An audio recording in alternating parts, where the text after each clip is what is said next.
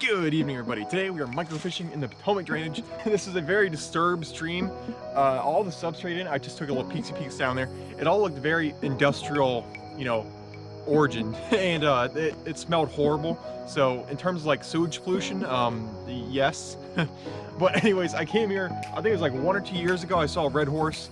And so now I'm coming back, I'm like, I really want to catch that red horse. So we might try and find a red horse, but the main goal of the night is to look for new species for the coalition. If you didn't know about this already, me and 19 other anglers are trying to land 1,000 different species of fish in the year 2021. And yeah, this is just a small excursion to help bump up that number. So far, we're at, I think, 162 species. So we got a little bit of a ways to go. Hopefully we can make a small dent in that tonight. So let's get to it. And we might move to another stream later in the night. The geology of this place, as you know, it's around Washington, D.C., so it's kind of like where the Piedmont goes away and the mountains sort of hit the coastal plain. So it's really odd geography. It's like hilly, but it's also coastal plainy. It's hard to describe. So anyways, let's get fishing. All right, so now we are down at the creek. Ooh, look at you. Oh, I see a chub. I see a chub. That could be a new species to the coalition. What I'm gonna say is that since this is a very urban stream, it does follow the the beltway for a couple miles. One of the benefits of urban streams is that they tend to get blown out very easily, but the water also falls extremely easily. So that's why we've had a ton of snow, rain, snow melt this year. It's been cloudy almost every single day this winter. So that's why this stream is really low right now, because the drainage doesn't really absorb that much water when it rains. So it all gets flushed out pretty darn quickly. So yeah, typically I like to use caddisflies as bait. In the winter I use worms because the caddisflies, most of them hatch in late summer to autumn, sometime around that period. And when that happens, the streams become absolutely just void of them. It's real hard to find them. Like, I'm not seeing any. There should be a lot of hydropsychids in this stream because, like I said, it is polluted. So there's a lot of nutrients going off into it. And where there's nutrients, there's hydropsychids taking advantage of those nutrients. I'm not seeing any right now, though. I might have to go a little deeper. Oh, there we go. There's one. Little green boy right there. Hydropsychid. There's a couple. I'll take 3, I guess. Let us take a step in and see what we can find. I see a little white sucker right there. Yeah, definitely a white sucker. That's never going to happen. Well, there's a big white sucker here. Maybe I can prove myself wrong with that white sucker statement. No. He sucked up a little bit, then he kind of swam off. I should be pretty timid right now. Let's see if this boy wants to bite. You can do it. Eat it. Eat it. Eat it now. Oh, yeah. Oh, got it. Got it. What is this? What is this? Oh, please tell me something I think it is. Come on. Ooh, floppy boy. Oh, looks like, yeah, I think it's a creek chub. All right, so there's our creek chubs, Modulus atromaculatus. You can tell it is not a fall fish because of that absolutely gorgeous black blotch on its dorsal fin. But yeah, very big chub. Probably the most common micro for people to catch out there. It has a very wide range across, I think, almost all the Atlantic slope and Mississippi, as well as feisty. But yeah, across the Atlantic slope, it is broken into, I think, 2 other species, Sandhills chub and Dixie chub. There might be one more, I'm not entirely sure, but yeah, very cool. Not a normal chub like the Cummins because the scales are a lot smaller and its head is a lot broader as well. Its head also has some really unique tubercles. Not on this one. You can kind of see the scars on this one though, right about there. Yeah, 3 big ones right there. You can see those scars. Very cool. So this is probably a male. Anyways, we're just gonna let it go. All right, Mr. Creek Chub, big on. Taking off into the night. Walking the grass. We trucked all day and we trucked all night. I'll tell you what, this Pillow Creek has some really interesting rock formations. Like, look at this stuff. All horizontal and whatnot. That was great. All right, keep marching towards the river, the main stem river. Oh yeah, I'd say that's a wee bit of a gorge. Wow. Y'all can't see it, but this gorge is huge and it is deep. There's some like ginormous boulders in the middle. I'll have to go back up towards the trail to get around this thing. Goodness gracious, this is a freaking hill. All right, We have climbed up into the alpines. You can tell because there's pine trees. Went from completely deciduous to now coniferous. So, well, it's been a while since Hunta's climbed a mountain, but it is absolutely gorgeous up here. You can see all the lights in the Maryland side of the river over there. Man, time to walk 140 feet down the mountain to get to the river, where hopefully we can find some cool stuff. There used to be trout perch and Chesapeake log perch in here. Trout perch have been extirpated, possibly to the introduction of, I think it was walleye. I don't know if walleye are native or not. I've read somewhere that walleye were introduced and they pretty much killed off the trout perch, which live in the same exact habitat as walleye. And they just look like walleye candy when you look at them. And the Chesapeake log perch, I think that was a situation with pollution, and they now only exist in the lower Susquehanna. All right, well, here's the waterfall area. Really glad I didn't try and walk down the gorge, because there's no way I'd be getting around that thing. That is pretty massive.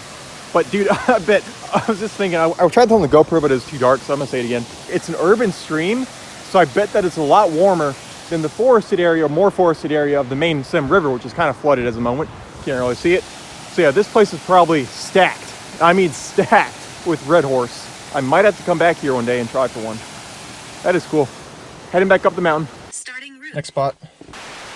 So wherever this place is, we're at now. You can't park here at dark, so I gotta find a new spot.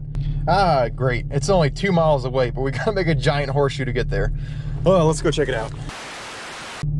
I tell you what, these Nova parks are so annoying, man. All right, next spot we're trying to place at called Drainsville. All right, we finally found a spot with public access, so we're gonna give this stream a little looks, see if it's flooded or not. Ooh, look at this! Wow, a no gun sign that actually like isn't shot up. That's great. Oh yeah, a little map here too. Wow, this place is everything. I'm here, so we need to go. I want to check out this branch, so we're gonna go downstream, then upstream a little bit. Yeah. There's definitely a bunch of fish in here. I just turned on my light and a bunch of fish just went crazy. Oh, a tessellated darter. Awesome. Oh, we finally found the fish. Oh, got some darters, some little shiners. Oh, that is a green side. Oh my gosh, that is a beautiful green side. Holy cow. What in the world is that thing? This thing is a literal Christmas tree. I've never seen a greenside darter this colored up before. Oh, missed it. Oh gosh. Oh, it's gonna haunt me forever.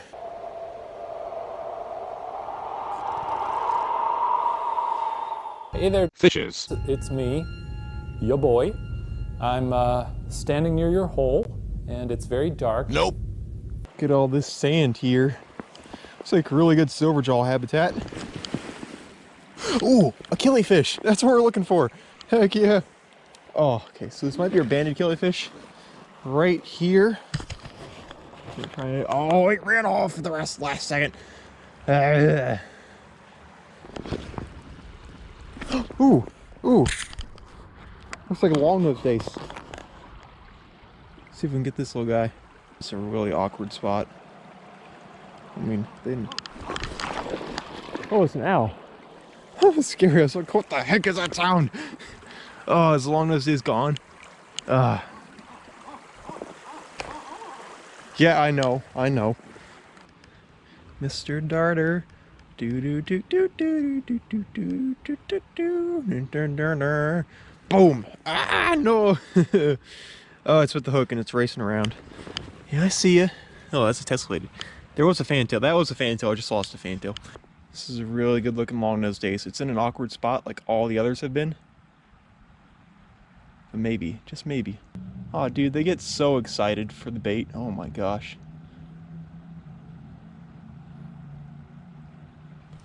Got it. Oh, no, I didn't set the hook very hard at all. Oh, it's gone. Oh, it ate the bait off the hook.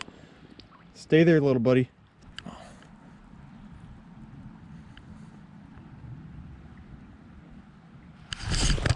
Got it.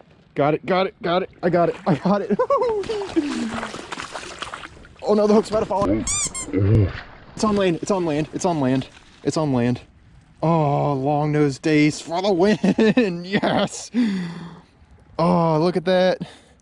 All right, he is not escaping here. I got this place surrounded with pebbles. This is a long-nosed dace, though. Rhinichthyes cataractae. Yeah, you can see it right there. Rhinichthyes cataractae.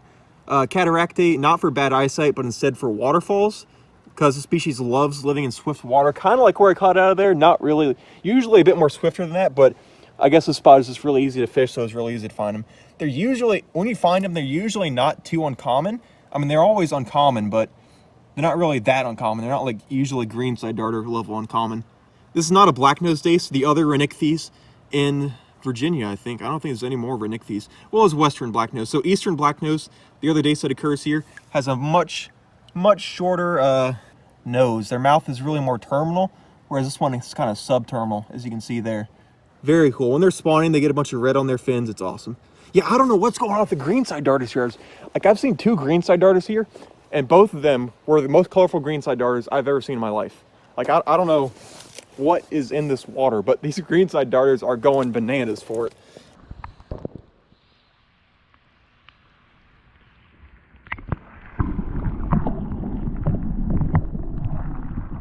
All right, we found ourselves another greenside. It's really juicy, slow cobble run. No, kind of like Boulder, actually. This is Boulder. I don't want to give up on this one yet. I mean, I really don't. Oh my gosh. Oh, of course, right when I turn the camera off. Oh my gosh, dude. Oh my gosh. Look at that greenside darter. Holy cow. Look at that. Oh, the hook fell out. The hook fell out. Dude, woo! Oh gosh. No way. All right, so that is our insanely studly Ethiosma blenioides. That thing is absolutely insane, bro. I mean, look how green those pelvic fins are, and that anal fin. What? This is the greenest green fin darter or green side dart I've ever seen in my life. That is so cool. Ethiosma blenioides. So this species specializes in eating snails off rocks. I don't see any snails around here, but it could be eating caddisflies. Yeah, so it can basically suck the snails straight out of its shell.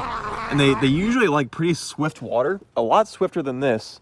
I don't know why I've been finding swift water loving species, you know, in runs like this. Maybe the water's just high and the runs are flooded, but ooh, it spit the hook. Yeah, that is so cool though. It's got those ginormous airplane looking wings to keep itself steady in this fast current. But there he goes. You know, I wanted to put him back on his nest, but he kind of let himself go. So I don't know if he was nesting or not. He might not have gotten eggs yet. It is late February. I don't know when y'all are seeing this right now, but it is late February right now. Bon voyage, Mr. Greenside. Well, I got to make this fast because it's 1 in the morning and we're in the suburbs, kind of. But thank you all for watching the video. It was a very bimodal day, or evening, I should say. The first spot was absolute trash, garbage. But it was interesting ecologically speaking, and that's what's important, I guess. There were just no fish there. Then this spot, I saw several stud long-nosed dace, and then several stud greenside darters, like at least 4 giant, colorful, studly greenside darters. Like, by far, this is my new favorite most site in Fairfax County in microfish. When you include the fact that there's also 2 species that I'm missing from the stream that I could add on to my life list, like greenside darters, obviously they're starting to queue up the spawn, so the colors might intensify over the next month or so. They might not. I don't know if I'm gonna come back here, but yeah, I hope y'all enjoyed the video. That was just an absolute stud greenside darter. What an awesome way to end the night. And yeah, I'll catch y'all later.